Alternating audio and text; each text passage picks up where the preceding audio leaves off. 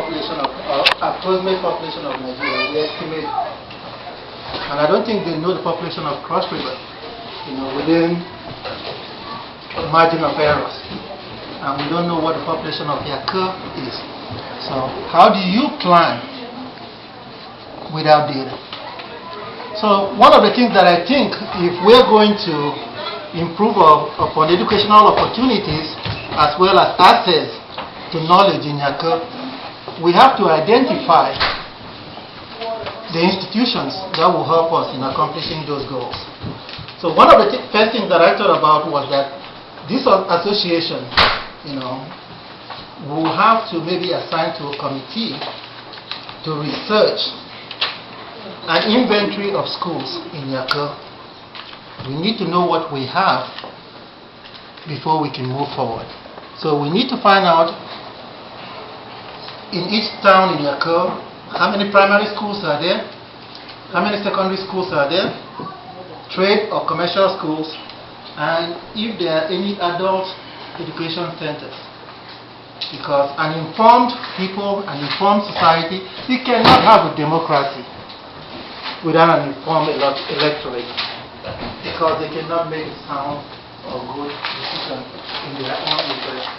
So I think the first thing we need to do would be to compile a list of all these schools and what the population or approximate populations are for each one of the schools, so that we know what we are attempting to resolve. Once we have an inventory of the schools, I think our association really needs to dig deep and identify and target the needs at each one of these levels. We have Universal Primary School in Nigeria in the name. I attended Presbyterian Primary School, and the last time I visited the place, I shed tears. The buildings are crumbling. Students have to carry their desks to school. They did not have pencils or paper to write with. So we will need to identify, and maybe find a way to prioritize what we can do for them in order to be able to help them at each level. I have something that has been going on in my mind that I want to suggest to the association. It's just a suggestion, but I'm just throwing it out as something that we can discuss as part of the process. I attended Marino College for the first 2 years, and I transferred to Real Community for my last 3 years. I think, the students studying for their O level can use a resource center.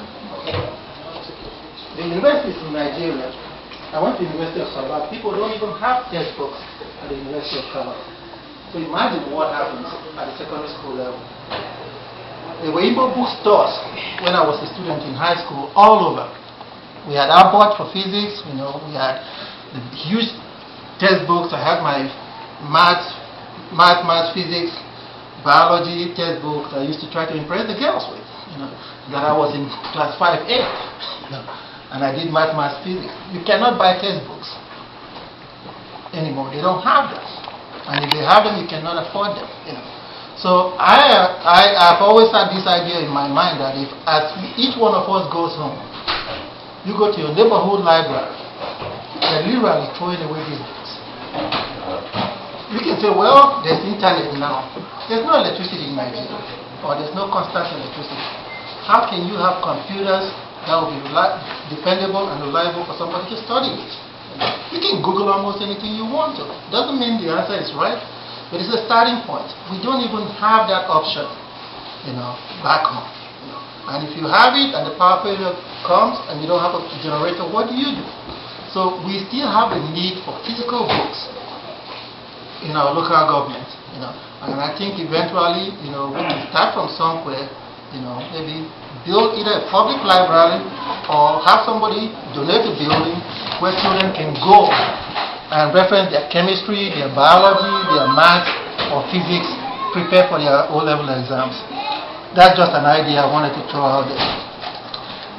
Okay. To add to what you just said about education, I happen to work for a company that caters for less privileged schools here in Nigeria, here in America. And I happen to be the head of the committee that does what we call tools for school. Each year, we identify a school, count the number of students in that school, and we do what we call backpacks. We take backpacks as many as possible. If there are 200 students in the school, we buy 200 backpacks. Then we ask everybody to contribute. Buy whatever you can buy in regards to pencils, sharpeners, books, anything, exercise books, everything. We bring everything together, we get the backpacks and fill the backpacks with what we think will be enough for a student. If we are able, this is just a suggestion, guys. If we are able to get backpacks, identify one school a year, because if we do that, we are going to impact a particular child's life. It's not going to be somebody who has the privilege to, have electricity or not. If we identify, say like Presbyterian school we are talking about, if that is the, we go to that school, identify how many students there are in that school, get backpack for every single child. If you go to all these places, we can get exercise books, pens, pencils, reading books, and all those kind of things, and put it in a container and ship. It's not going to be too much. A child will have enough books or tools for that particular year. Fantastic. In fact, those are the type of ideas that we want to generate here and be able to put it together so that we can impact people. I mean, something as simple as pens or pencils.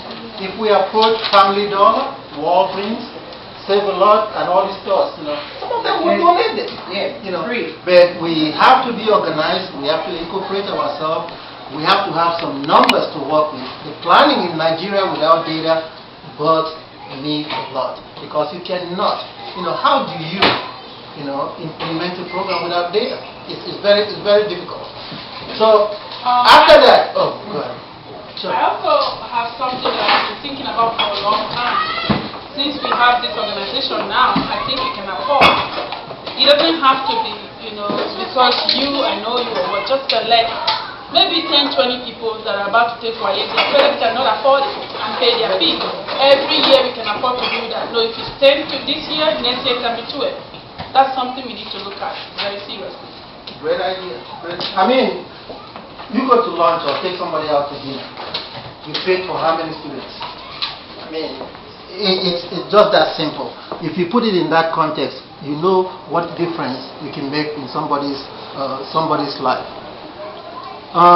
The next item I jotted down is, once we have an inventory of the school, the population of the students, and we can identify the needs and prioritize them, the next thing will be to raise funds or find resources to meet the identified needs. If you have identified the problem, the next thing is to solve it. So we have to organize ourselves in such a manner that we will be able to raise the resources to buy. I mean, 200,000 kids in Yakurr local government. Give every kid a pen. It might not be valuable to us here. In fact, we can even have the teacher control it when they come to school. They hand them a pen. When they leave the pen there. A kid might not be able to make it to school because they don't have a pen to write with. That's how bad the need is. So once we've identified this stuff, we have to find the funds and the resources to make sure that we can satisfy those needs.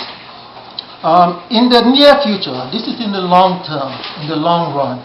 As economists say, there's the short run and then the long run. In the long run, I think there's a need for the establishment of community resource centers, probably by council seats, so that everybody, whether you're in Idomi, and your councilor seat is there, we can have a resource center where people can go and use or read books, read newspapers, have adult education provided for them. Somebody teach them the alphabet and how to read and write.